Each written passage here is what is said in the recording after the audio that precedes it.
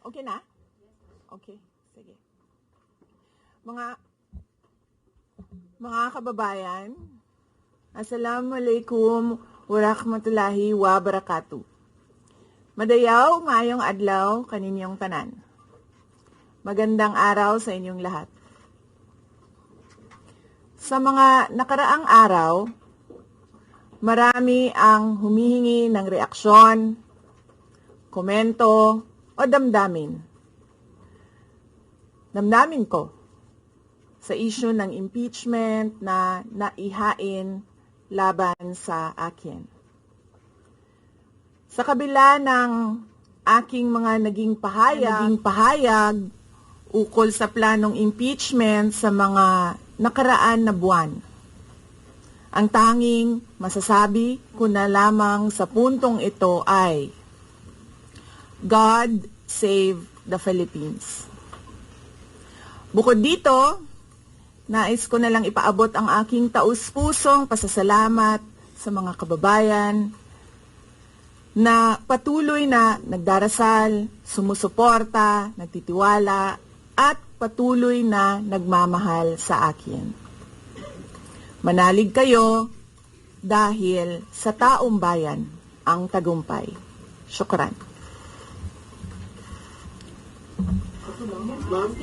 I know, right?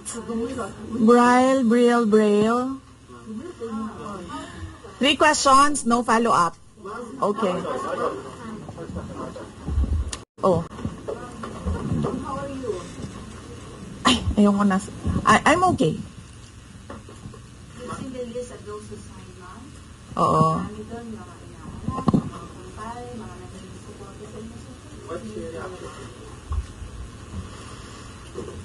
Sabi kasi, ito lang daw basahin ko.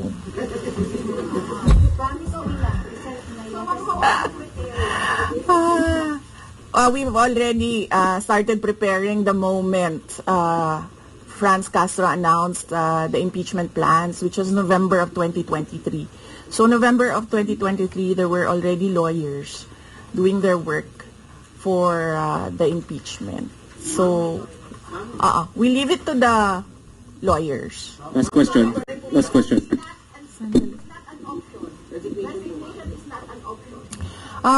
Wala pa tayo doon, ma'am. Na masyado pang malayo yung mga ganyan na mga bagay. Nandun pa lang tayo sa pagbabasa ng. Actually, ma'am, wala pa tayo doon dahil yung mga abogado lang yung nagtatrabaho. Hindi ko talaga alam kung anong ginagawa nila. But I have a meeting with them. Last question, please. The president said he has nothing to do with the impeachment.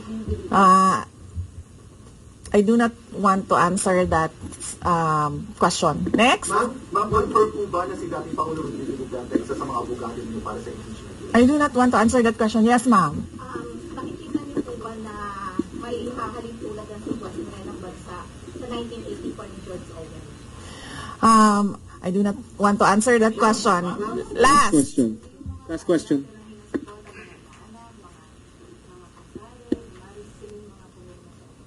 Paniwala ko lang, no, if you have to explain or defend your signature in a yes petition for impeachment, then you feel that you have done something wrong.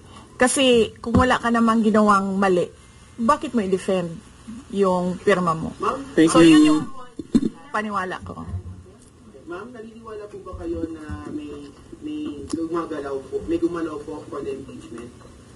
May gumalaw po na parang money involved? I do not want to answer that question. Yes. Endorsing senators, lalo na po sa PDP slates, especially that may possibility na mag-overlap yung trial sa next month. Hindi pa namin napapag-usapan kung ano yung gagawin ko for the upcoming campaign and election. Pero nasabi ko na noon na patuloy yung trabaho namin, and isa sa mga trabaho namin ay gusto namin tumulong sa Commission on Elections in voter education, particularly yung wag mo ibenta yung boto mo, wag gumamit ng dahas during campaign and election day, yung mga ganon. Ma'am, payo niyo lang po sa ating mga kababayan sa nangyayari po ngayon sa ating bansa. Yes, sabi ko nga kanina sa statement ko sa ating mga kababayan na patuloy na sumusuporta, nagmamahal, nagdarasal, napakahalaga nun, ay manalig lang sila dahil sa taong bayan ang tagumpay.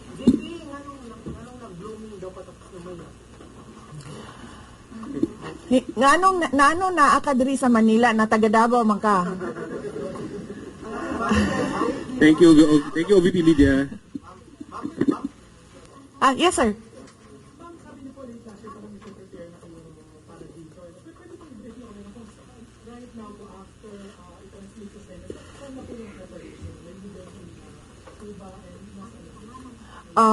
Well, may meeting kami mamayang hapon dahil nag-meeting sila kahapon.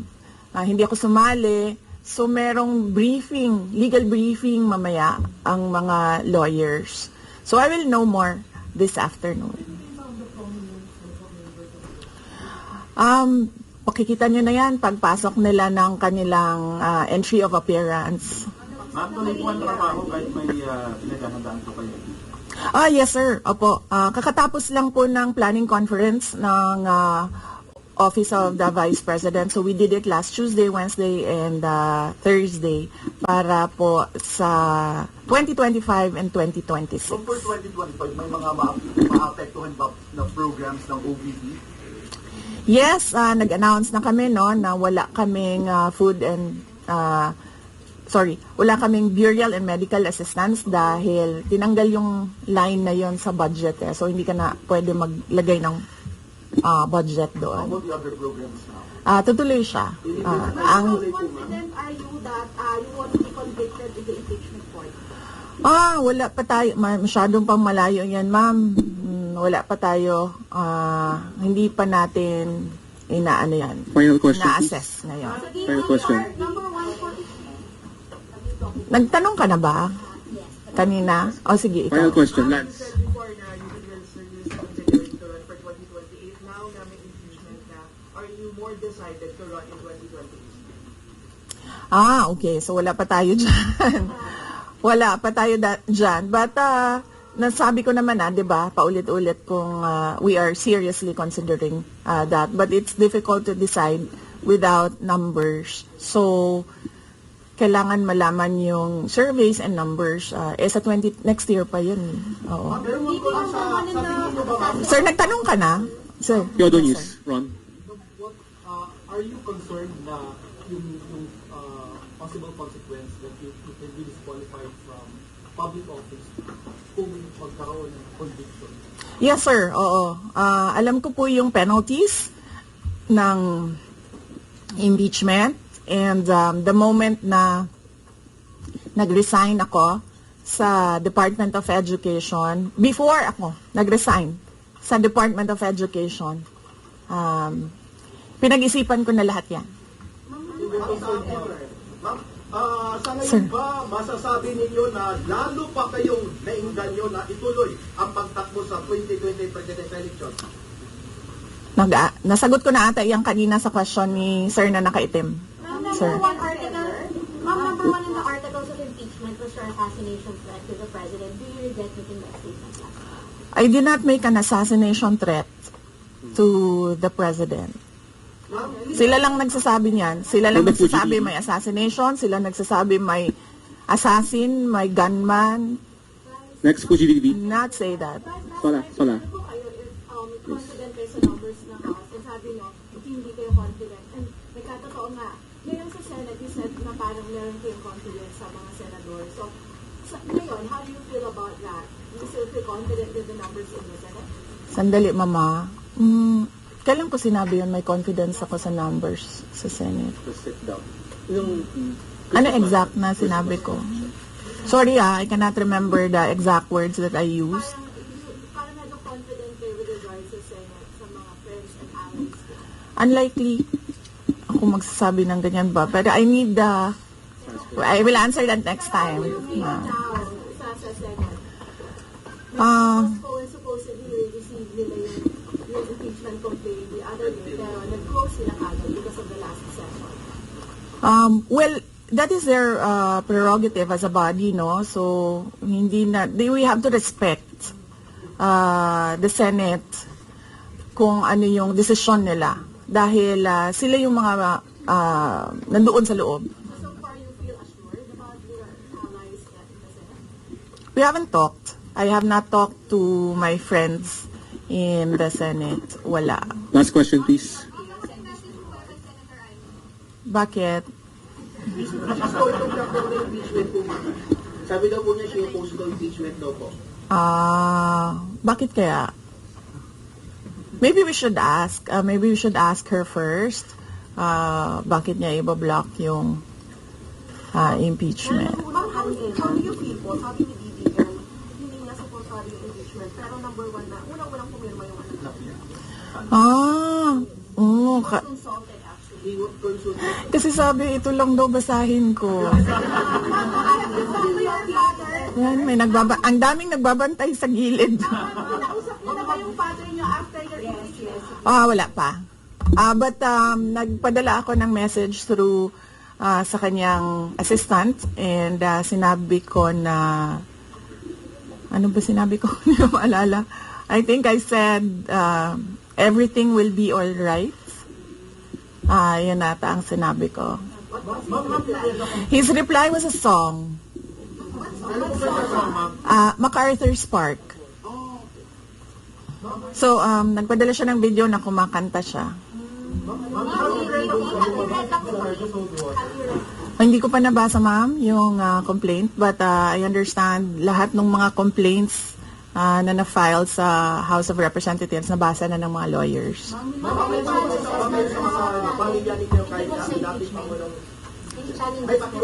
Sandali, Sarah. Sandali, Sarah. What's wrong, wait? Ang preparation, challenges sa preparations, well, so far wala naman. Wala naman kaming lang kami, na-overwhelm kami kasi ang daming mga lawyers na nag-signify na tutulong sila sa defense. So, ngayon ay pinag-uusapan on how to go about it na makuha lahat ng kanilang commitment of support at makatulong din sila sa pag-iisip kung ano yung gagawin sa defense. Harleen Delgado, ABS-CBN. Harleen, ABS. Nagtanong ka na, ma'am? Wala pa, ma'am. Sige, ma'am.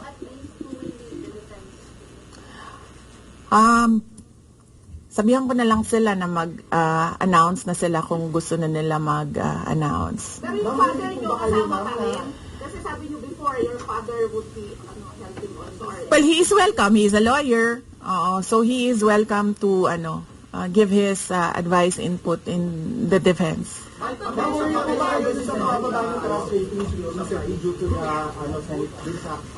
I will not answer that question. Yes, I'm sorry. Yes? Yes. So what happened was, nag-indefinite leave siya, and then she was admitted to the hospital doon sa Davao City na hospital siya, and then discharge siya ng mga doctors with ulitin ko. Si Yusek Zulaika Lopez, nag-indefinite leave siya after nung sa veterans hospital admission niya. Umuwi siya Davao, and then na-hospitalize siya doon. And then sabi ng doctors niya, we will discharge you but you have to come back ngayon ata, February, for further tests. And then bumalik siya for 1 day dito. Noong January, bumalik siya for 1 day dito sa Office of the Vice President, and she said na mag-leave siya for 2 months. And then I said yes, take the time that you need for your health. And then after a week, bumalik siya. Noong January, after a week, bumalik siya dito, and then she said hindi ako mag-leave. So sabi ko, okay, welcome back. Ma'am, ikaw sa INC, meron bang pakikipag-usap kay sa ANC? Dahil sila po yung nag-rally against para wag tuloy yung impeachment. Hindi pa po kami nagkausap ng INC, sir, pero nagpapasalamat po ako sa INC at sa buong sambayanan sa kanilang pananawagan ng kapayapaan. Ma'am, kamusta po ang staff ng OVP? Nagtanong ka na, sir? Wala pa, sir. Hindi ko masabi yan ngayon, sir. Wala pa kami dyan. Ma'am, Miss Iz. Nagtanong ka na, ma'am, wala pa. Miss Iz.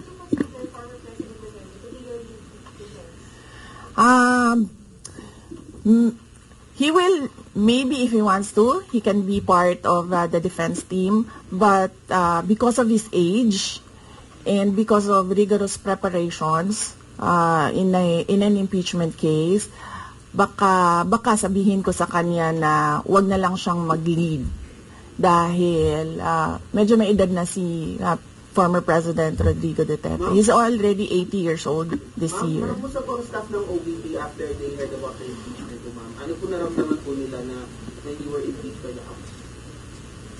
Ano po naramdaman ng staff ng OVP? Are they sad? Are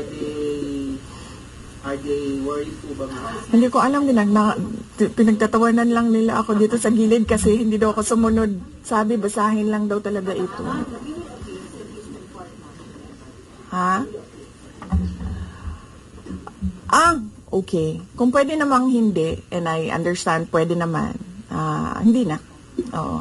Kasi baka ma-intimidate lang sila lahat sa presence ko doon. May mga plano po ba kayo para itulak ang pag-audit, lalo na po sa mga congressista natin na ginagamit ang pera o pondo ng gobyerno para pag-dakto against you? Hindi ko na muna sagutin yung tanong na yan ngayon, ma'am. Doon muna tayo sa God Save the Philippines. Mika, orders. Dissuade or encourage your supporters in case they go to the street to rally? Sa panahon ngayon, ma'am, na sobrang mahal ng presyo ng mga bilihin, lalong-lalo na ng pagkain, sasabihin ko sa mga supporters sa taong bayan na unahin muna nila ang trabaho and negosyo nila kesa sa mag-rally sila sa mga daan. Dahil marami o lahat tayo breadwinners. So merong mga bata or merong mga kapamilya na nagdedepende sa atin. At tayo naman ang social media capital ng buong mundo. Kung gusto talaga nilang magsalita at tumulong, doon na lang sila sa social media kung saan nakakatrabaho pa rin sila. Pero nagagawa nila kung ano yung nararamdaman nila na gusto nilang gawin. At yun ay magsalita at marinig sila ng taong bayan at ng mundo. Mika Flores, orders. Are you not confident that you have enough allies to avoid a conviction in the Senate after Hindi ko pa naisip yan, sir. I've not counted numbers of votes in the Senate, so we are not there yet. We are still, the legal team is still in the preparation of the defense and what we will do moving forward.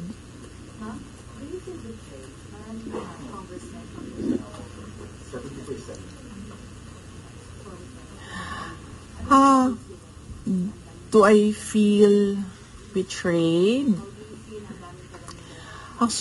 Actually, ma'am, wala akong feelings. Wala akong feelings about it. Kasi, kung napapansin nyo, wala naman kasi talaga akong barkada na politiko. I don't join their circles. But we are friends, yes. But kung ninong at ninang lang ng mga anak, walang ninong at ninang na politiko ang mga anak ko. Oo.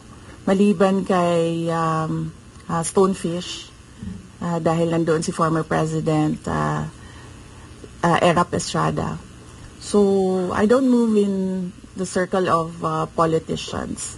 Kaibigan, yes. But to say that meron akong close relationship, personal relationship with them, wala naman. Kaya siguro ganyan din siguro kadali sa kanila ang magdesisyon about the impeachment. Kasi wala naman talagang something that is worthwhile sa aming pagiging magkaibigan. Last question, Jason. Impeachment, nagkaroon po ba kayo ng prior information na may impeach kayo sa House on the last session day? Or may nag-PM ba kayo? Naka-receive po ba kayo? Nag-tip sa Yes. Oo, si JC. Si JC.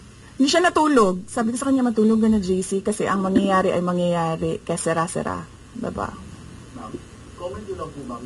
Alam ko matagal na ito, but the QC Prosecutor's Office hindi nasura yung patong-patong na kaso against you. Yes. What was your initial reaction about that? And second po, any updates sa security details natin, ma'am? Tuloy po ba yung pag-try po natin ng privacy? Okay, hindi ko nasasagutin yan, ha. Dun lang tayo sa God Save the Philippines. Ma'am, Okay. last na lang po ma'am on my end. Ma'am, you said God save the Philippines.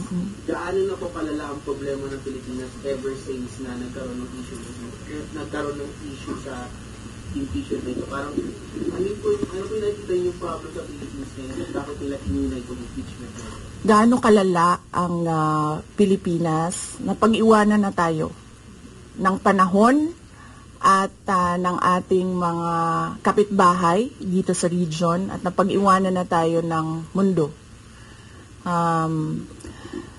Malala siya since nagkaroon ako ng understanding. Kasi 1990s, tapos 1990s, magulo. Well, sa amin, magulo, sa Mindanao. And then, ngayon, nagbabadya ang gulo sa Mindanao. So, parang wala namang nagbago. So, malala. Sobrang malala. Dahil, kung nakakausap mo yung mga tao na arawan yung kanilang sweldo, yung pera nila hindi na talaga sapat para sa pagkain, para sa kuryente, para sa bahay, para sa tubig, para sa pag-aaral ng kanilang mga anak.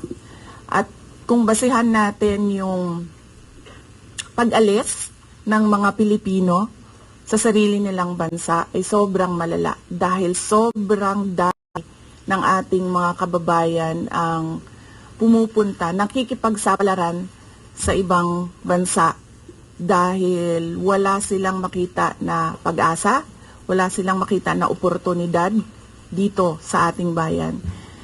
Kaya parang nakakaawa na tayo dito sa loob at nakakahiya yung estado natin kapag iniligay mo siya in a global stage na kung saan pinapanood tayo ng ibang mga lahi at ibang mga bansa. And because of that, tapos na tayo. Diba? Maraming salamat Thank you, sa oras Salamat. ninyo. Magandang umaga. Oh yeah. Yes, happy Valley. Basing on the palakpak ng mga kasamahan ko sa Office of the Vice President, okay naman sila.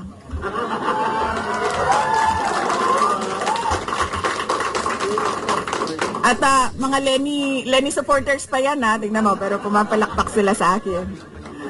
No, Valentine's? Yes, Valentine's.